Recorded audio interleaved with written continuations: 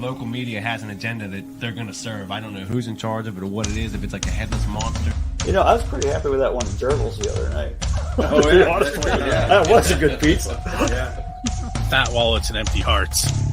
Which... Fat wallets, empty hearts. It's insane how little musicians get. So, yeah, if you're interested in support, not just me, but any musician that you like, one of the best ways to do that, it sounds old school because it is purchase their music, purchase their merch, you know.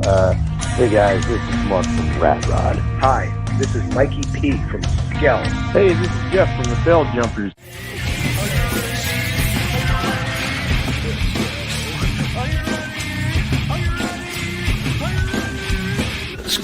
Probably Dave Grohl, because he's awesome. This is Jessica for the band Dimited. You're listening to Pennsylvania Rock Show. What's up, everyone? This is episode number 706 of the Pennsylvania Rock Show. You just heard Eden on Fire, brand new song here on the Pennsylvania Rock Show. It's called Love Bomb. Right after that, another brand new song on the show, Dirty Lasso's song, Young Man's Delusion. And then we heard from Ross Flora and his track, As the Crow Flies. Ross is with us tonight. Hello, Ross. Hey, Bill. How you doing? I'm doing well. How are you? Good, good. Thank you for having me.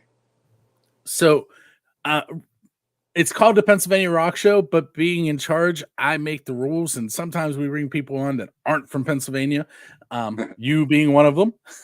Yep. Originally from the Roanoke area?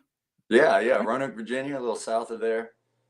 Yeah. And currently residing in Nashville, if I read correctly. Yep. Yeah, I've been out here about 11 years. The first thing right off the bat I want to ask you about, it says you've played over 4,000 shows since you moved to Nashville. That's a lot.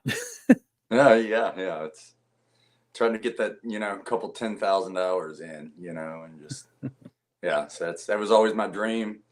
When I was growing up, I just wanted to play all the time. I wanted to be on the stage as much as possible. And kind of growing up in the country before I started playing in Roanoke, there really wasn't that many options to do it. So once I got out here, I was like, I'm going to play all day, every day if I can. Well, I was looking at your schedule on your website, and you play like every day this week. Yeah. Yeah, that's why you love Nashville. I do love playing downtown. It's a lot of fun.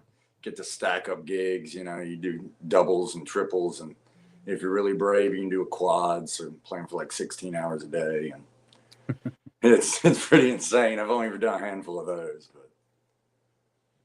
But so I hate to say favorite, but I don't want you to burn any bridges, but what is your maybe we'll do a handful. Give me a couple of your favorite venues that you play at in Nashville. So on a weekly basis, I play about 5 or 6 clubs, and a lot of those are kind of they're the same each. I double up at some of them and stuff like that. But I really love Cerveza Jack's is a place on 2nd Avenue. Really love 2nd Avenue. That's kind of my home here in town for gig wise. There used to be a old bar called Benchmark that's since shut down right after 2020, and so that place was one of my all-time favorites.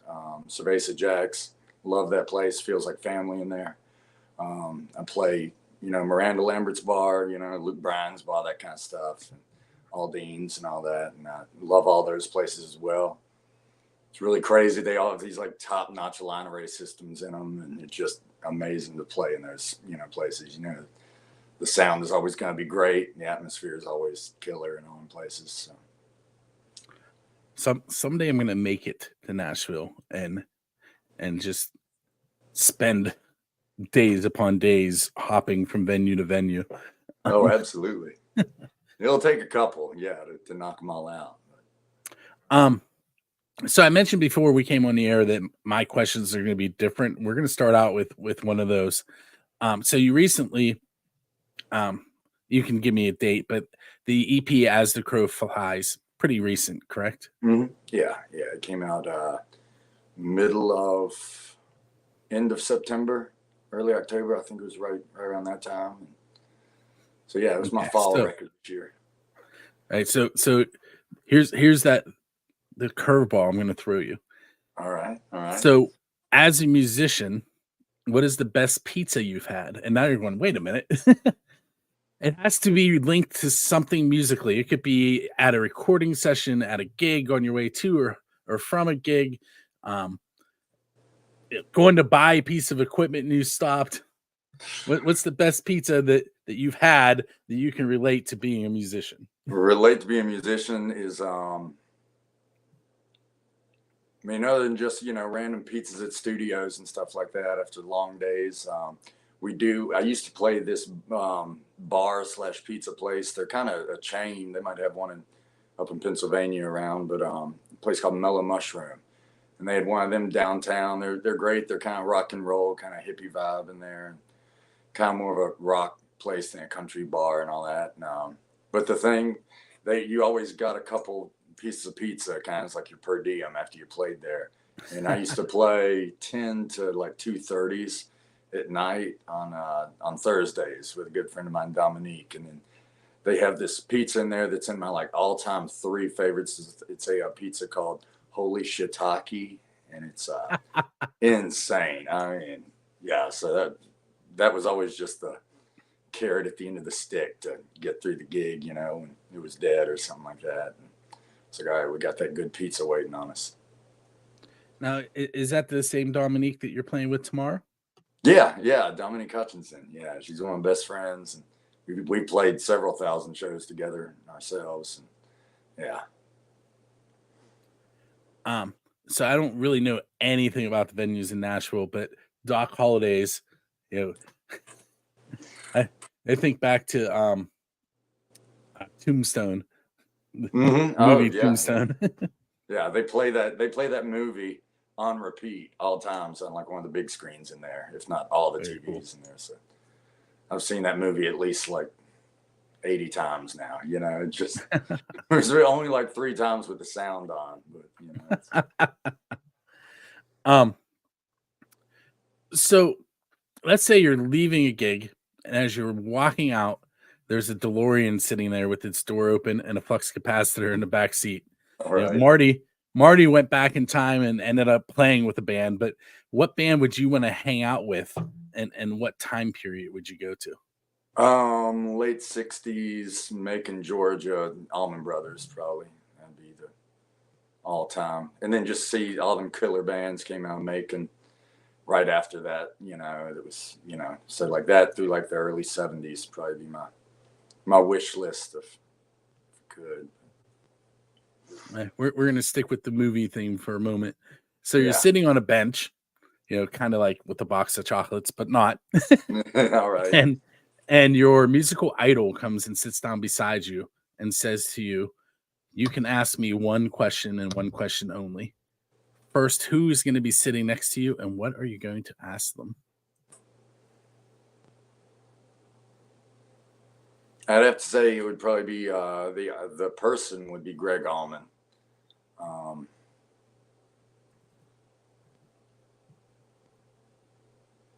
Shoot, I mean, I just want to know how he was feeling when he was writing those songs. He's he's like me. Like, I feel like we both wrote songs from like an emotional standpoint.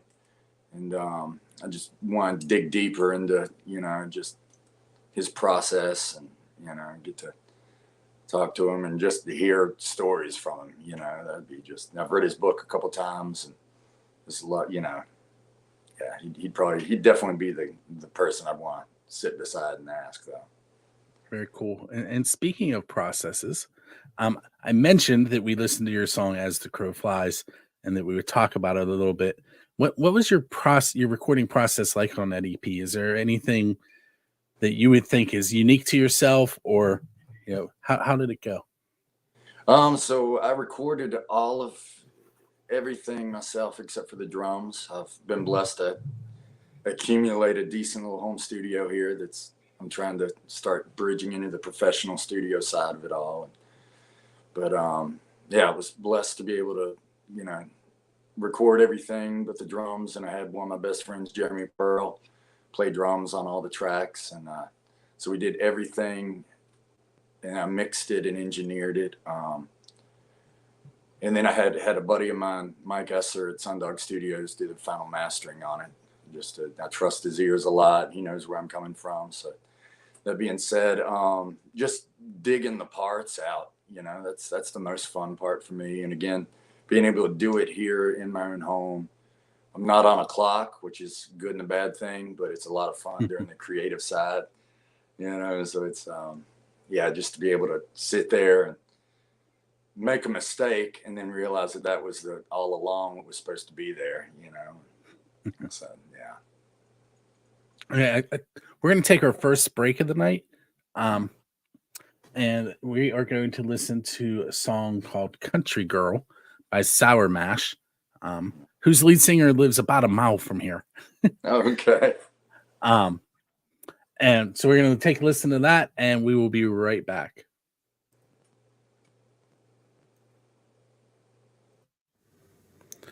What's up, everyone? It is Bill from Music from 412, and I am here to show you what tickets we are giving away on behalf of Drusky Entertainment. Starting with Monday, tomorrow, we are giving away tickets to Mr. Big's Farewell Tour with Mark Daly. The following week, Extreme with Living Color. That is at Carnegie of Homestead Music Hall.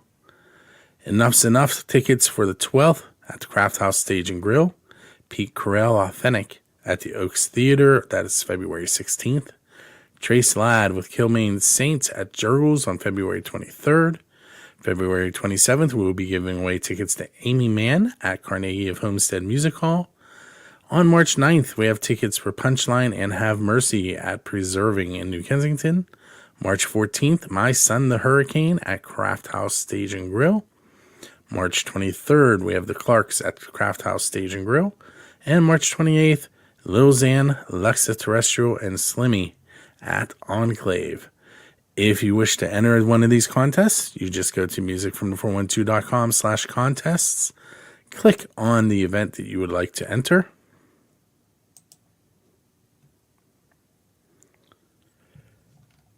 You will scroll down to this Facebook share. You will click share and tag Music from the 412 and Drusky Entertainment in that share. Scroll down a little bit further. You will give us your first and last name, your email address. You will check to verify that you have shared the event and that you've tagged both Music from the 412 and Drusky Entertainment and hit submit. Once you have done that, you have been entered. We do not use that email address for anything other than to send the tickets to the winners. The entries are deleted once the contest is over. Once again, go to musicfrom412.com/contests to enter to win tickets to select Drusky Entertainment shows. Okay, we are back. For those of you that were watching the video side, I said that we're giving away tickets tomorrow, which is actually today, so don't get confused by that later when it pops up and I'm giving away those tickets. So Drusky Entertainment, Ross, is a promoter here in Pittsburgh that they bring in some big name artists and then they put local artists on as openers. And they have been helping us out pretty much since we started Music from 412 a little over a year ago. Oh, okay. Well, nice. Yeah. And we've given away some cool ones. I saw you shaking your head on some of them. Yeah. I was like, oh, I want to go to that.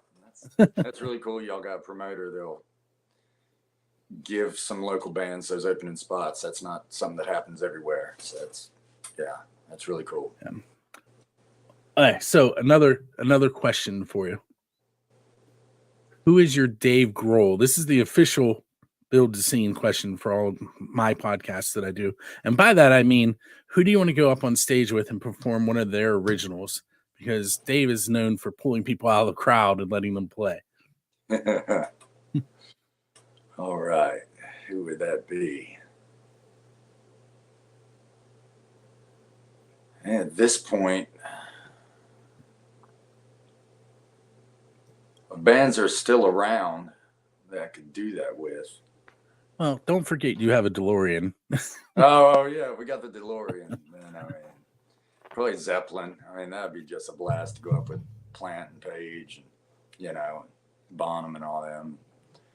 But if it were right now, it'd be my favorite like modern rock band is Big Wreck out of Vancouver. I don't know if they tour through Pittsburgh much, but they just love that band.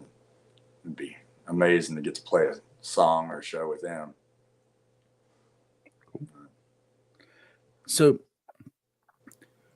let's say you decide you're going to start touring the United States and you hire me to drive your bus, which is a terrible idea, but you do it anyway. What music are we going to listen to in between sets, in between shows? Oh man, that depends how the gig went, you know. Shoot, probably right after the show, like some songwriter kind of stuff, you know, just to mellow it out a little bit. Then work our way back into the more rockin' stuff, you know. But let's see. Start with some like Jackson Browne, probably. That would be it's like my go-to, kind of get zen with it, you know, after a show. And then work back into the AC/DC and Zeppelin, and then on into like Dream Theater or something like that. Once you come back down, then you got something to keep your mind occupied. So that's why I like listening to some of that, and some bands like Ghost Note and stuff like that. Which I don't know, I'm not a jazz guy. I can't really understand, you know, I mean, all that freeform stuff, but it's just nice to listen to, you know, and just to like hear all that going around, Snarky Puppies, stuff like that. Yeah, that's what I usually listen to on the ride home and stuff. It's kind of drives everybody else crazy in the car. I'm like, I need this right now. I got to have something that's just either on overload or just in and out, you know. When I used to play deck hockey as a goaltender. I don't know if you know what deck hockey is. No. So it's kind of like roller or ice hockey, except you don't wear skates. You play on shoes. Okay. And I used to listen to metal for like the first hour on my way to the games, and it got to the point that my wife wouldn't go anymore. Oh wow! Yeah, you gotta get amped up. And then same thing on the way home, play some mellow stuff. But yeah. So there was this band from Denton, Texas. They were the first band I ever asked this question. They were, of course, now I'm going to blank on the name of the band. I can see their album in my head. Anyway, it'll come to me. But the question is, if you could play with anybody, anywhere, so not like it doesn't even have to be a traditional venue. All right. Who would you want to play with, and where would you want to play with them? And while you're answering, I'm going to try and remember the name of that band because they had the perfect answer. Oh man. No pressure though. Yeah. I mean, Stevie Ray, probably in Austin. One of them. Can't remember what club was his main one back then, but or like I've got this DVD, especially when I was a teenager, starting to learn to play. And my dad got me a DVD of him live at the Macombo, I think is what it's called, up in Toronto or Vancouver or Montreal. It might have been Montreal Jazz Fest. And that would probably be the coolest thing. I mean, I'd get burned alive up there with him, but it would be a lot of fun. Sorry, I was trying to cheat and Google metal bands from Denton, Texas, and it didn't work. Yeah. I can see the album cover. It's purple. It has multiple stars layered over top of each other. I cannot think of the band name now. I'm still going to give their answer, though. Yeah. So their answer was they wanted to play at Stonehenge with Dio. Whoa. Okay. Yeah. Okay. Some holy diver in the Stonehenge. All right. I can't believe I can't remember their name tonight. You see, there's some gray coming in. Oh, I hear you. Yeah. Well, again, man, you're over 700 shows in. I mean, that's a lot to remember and catalog in the brain, you know. Yeah, this one is 706, and my other podcast is on 112. Oh, okay. So, Man, busy man. and we do live shows and All right. Let's see. How about this one? I usually, when there's a band involved, this one's a little more fun, but I'm going to ask it anyway. Usually I ask the band members to tell me about the other people in the band, but tell me about something embarrassing that happened on stage. Oh, no. I mean, other than just the run of the mill, forgetting where you're at, just, accidentally shifting to autopilot after 6 hours up on stage a day. It's kind of forgetting just other than that and like forgetting words. Man, that's one thing. After a couple thousand gigs, I try to avoid too many embarrassing things now. That's kind of the reason I try to do it so much, is so I can negate all that. Daggone, I know something's going to come to me as soon as I get past this question. I remember the band name. It's Diesel Beast. Diesel Beast. That's a good, wow. Dang, that's a good name. Shoot. And now it makes sense why they said Dio at Stonehenge too, right? Mm-hmm. Yeah. Definitely a metal band name. For real, yeah. Diesel Beast. All right. Good band names are hard to find these days. It's like a game I play on road trips. I'm like, all right, we got to start getting some, just think of some band names. I've got a list running, and none of them are very good, That's usually when I bring a band on that has a name. That's the first question I ask them. Like, this is gonna be the easiest question of the night, but maybe not. Where'd the band name come from? Right. But yours is your name, so yeah, that makes it a little easier. Yeah. All right, let's go with one more question, and then we'll take another break. All right. Okay. Who would you say has supported you the most as a musician over the years? And you don't have to pinpoint just one, because again, I don't want you to anger anybody. Oh, yeah. Well, again, I mean, I've been like crazy blessed to have family that had professional musicians on both sides, my mom and my dad's side. So it kind of funneled down to where my generation and me. And they helped me avoid a lot of pitfalls, a lot of the potholes in the road. They were like, hey, just, and they set up specifically my dad was a professional musician for decades, the Virginia area, played up and down the Eastern Seaboard in the 70s and 80s, and kind of gave it up for a more stable job when my mom was pregnant with me. So, it's a huge commitment, and I appreciate him for it. And that being said, he's been by far probably the biggest, supporter, just because he understands so much of, like how it feels, and, just through good gigs and bad gigs, and, understands a lot more. But again, my little sister, my mom, my aunts and uncles, they've all been very supportive. I run into people out here, and it seems the norm is kind of, you don't get much support from everybody in your family a lot of the time. And that's, I'm super blessed to be able to have that support network and that guidance too. So have you ever performed with anybody in your family? Oh yeah. I mean, shoot.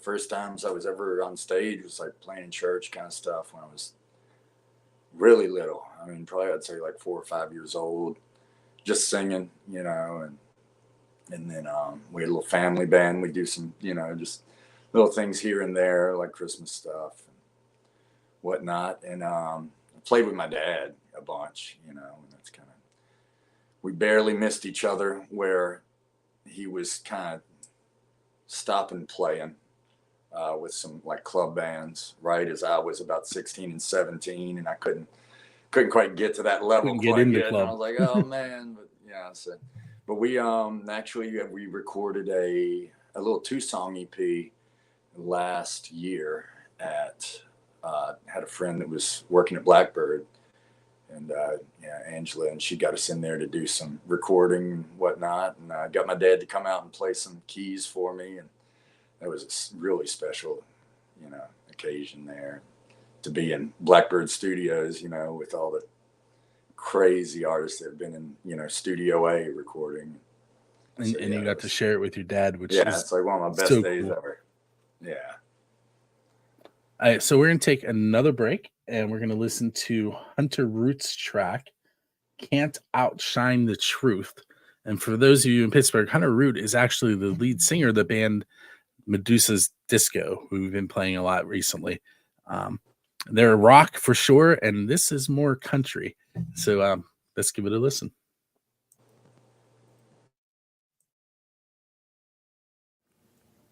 Hey everyone, it's that time of the night where I am going to spin the wheel and give away 2 tickets to a Drusky Entertainment show. Earlier tonight, you saw a video that explained how you can win these tickets and what shows we have coming up. It said yesterday, it said tomorrow, but that's today. I'm giving away tickets to Mr. Big Farewell Tour with Mark Daly. It's presented by Drusky Entertainment and Jurgles. I had 7 people fill out the form. They were Tom Trainer, Tina Ladig, Keith Ladig, Jessica Peace, Andrew Carr, Rod Wilkins, and Nikki Prasa. All of their names are on the wheel 3 times. I'm going to go ahead and bring that wheel up so you can see what's going on there.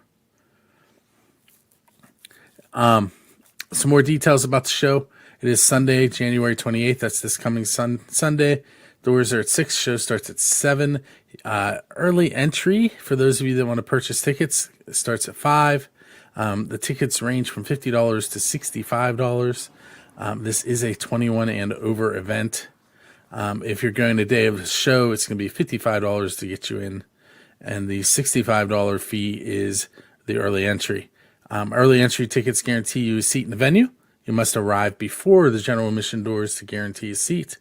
Seating cannot be reserved. General admission tickets do not guarantee a seat. So again, 21 and over, Mr. Big's Farewell Tour with Mark Daly and Tom, Tina, Keith, Jessica, Andrew, Rod, and Nikki are on this wheel 3 times. And we are going to spin and find out who our winner is momentarily.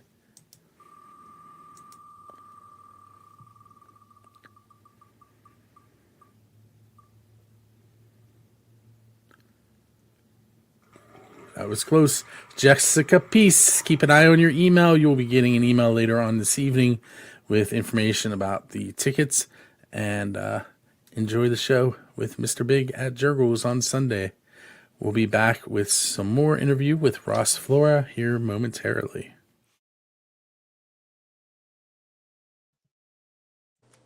Okay, we are back for the 3rd segment with Ross tonight. And I mentioned to him the questions are going to be a little different. I think he probably agrees now.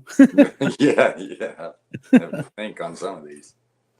For those of you that were watching the video, we just gave away 2 tickets to Mr. Big Show here on Sunday. Someday I'll explain to you guys how I do that wheel thing. It's actually kind of cool, but not right now. Are you going to that show? Are you going to be at Mr. Big? I am not. It's a very, very cool venue, though. I took photos of a band called Right Turn Clyde there. Jurgles is, it's a music venue. I mean, it's 2 floors with stage at the front. The stage is in the front, and it almost looks like if you've ever been on a riverboat that has 2 floors and has like a dance floor. It's kind of like that, except the dance floor is the stage, and the bar is down on that level, and it's a really cool venue. Oh man, yeah. Sounds great. It's in Warrendale, which is about an hour and 20 minutes from here. Okay. Yeah. I want to see some Paul Gilbert so bad. But yeah, man. So you mentioned that you started out pretty young, and if I remember what I was reading today, around 12 was when you started playing the guitar. Mm-hmm. You want to tell a little bit about that story, how that came about? Yeah, I started playing piano. Again, my dad, professional musician, he was like, look, even if it's not your thing, we're going to we're going to get you in piano. And I started that when I was about 7 years old. And like I say, that just helps out so much. It gives you a graph to get all the theory stuff worked out on. And so it was super helpful. Wasn't that crazy in piano. Started playing. I had a little applause, ovation, 3/4 size acoustic that I tried to play. And I'd get through all my chords to the F chord and then the bar. And I couldn't, I just kind of quit up until I was about 11 or 12. And then my dad got me Brothers and Sisters album, the Allman Brothers. And that's when I just kind of, it really started to stick and got over that hump of bar chords and then really started to like express myself. That's what I say about piano. Like that wasn't really, I hadn't gotten that jolt yet of, like, oh, I can like say stuff through this. This is like therapy. And then with guitar, it became that pretty quick. And that's ultimately, then I was off and running. I just couldn't get enough of it. My parents would have to, make me put the guitar down and do homework. And I was just couldn't get enough of it, So, yeah. I have 3 children. I have a 15-year-old son and 2 13-year-old daughters. They are all musicians. My son is multi-instrumental. He actually this year, a couple months ago, taught himself to play the euphonium and the French horn. Oh, that's tough. Because they were needed for 2 of the bands that he was in. And he was like, okay, I'll figure it out. And he played in concerts with both of them. All right. Yeah. But his main instrument is the trumpet. He also plays a little bit of guitar. He taught himself to play the fife. He plays the harmonica. He has upset his mother when she was trying to play the keyboard and would mess. This is one of my favorite stories ever. She kept messing this one part up, and he came walking into the room, walked up to her, so he's facing her, so the keyboard is upside down to him. He played it correctly and walked out of the room. Wow, daggone. And then his sisters are both phenomenal singers. They are taking lessons from the local music store and sing at church as cantors, as 13-year-olds. Yeah. So there's almost always music going on in this house, which is really cool. And I'm the only one that can't play anything. And you're the one running the radio show, and that's right. That's how it goes sometimes, I guess. It's never too late. I did in college. I teach elementary school, and one of the classes was elementary music, and we had to learn how to play a song on the piano. And I wish I could tell you that I spent hours upon hours in that piano lab instead of memorizing the fingering the night before. Oh, right. Oh, you just got it. Yeah. Hey, I only missed one note. I got an A. There you go. Well, hey, man. But I don't remember how to play, and I had a chance to learn there, and I didn't do it. That's a regret. Yeah, shoot. Try again. All right, so I have 2 more questions for you, Ross, and then I'm going to let you roll on into the night. I've been popping it up on and off here on the video, but the people on the radio and podcast side haven't seen it. You want to tell them where you can be found online so they can go check out some more of your music and hopefully buy some of it from you? All right. Yeah, I'd appreciate that. So you can find me at ross-flora.com. And that'll take you to pretty much everything. There's links to everything there on my EPs, albums, stuff like that. My Instagram is Ross Flora Music. Just check that out. Music industry runs on likes and followers these days, so I need as many of them as I can. So I'd appreciate that. And then Facebook under Ross Flora Music as well. So please check it out. Like I say, download, stream some music for me, and I'd appreciate it. So there's a band in Butler, Pennsylvania. I saw them post yesterday. Probably the most hilarious post I've ever seen from a band. And it basically said, thank you to all those of you that have been listening to our music on Spotify. We'd like you to stop because now there's a 33-cent payment and we have to figure out how to pay taxes on it. And none of us are smart enough to. Oh, yeah. Which is clearly a joke, but it's great. Oh man, that's not a bad problem to have, I guess. All right. So last question for you is what's coming up next? And I know you have a bunch of stuff going on this week, but you can go as far into it as you'd like. Yeah. So apart from kind of call it my 9 to 5, but those are my gigs here in town. Do about 8 to 10 to 12 a week, so I'm always downtown throughout the weekends. If you're ever in town, look me up on, I think bands in town, you can use that as well as the website.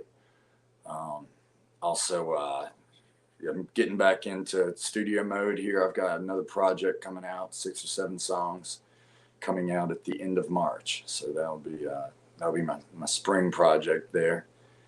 And aside from that, getting that recorded, I'll be engineering it and producing it myself again and playing everything but the drums again. And so it'll be a lot of sleepless nights, and got to get back in that creative mode here.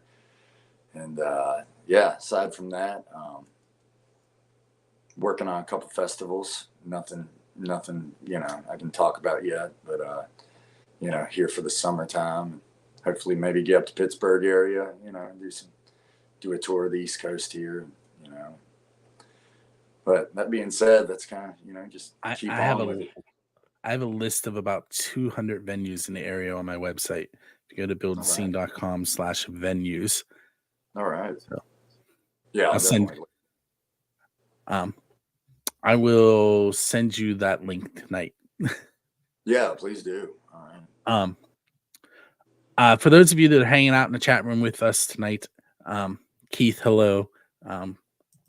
Charlie, hello. Anyone who did not pop in, I do see you with the little eyeball on my screen, but you're not in the chat room, so I don't know who you are. But thank you for hanging out with us tonight and each and every night that we do this.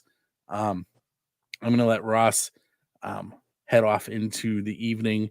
And if you stick around and go to musicfrom412.com/radio or xrpradio.co.uk and buildscene.com/radio, we will be listening to this show in its entirety starting at 10 p.m.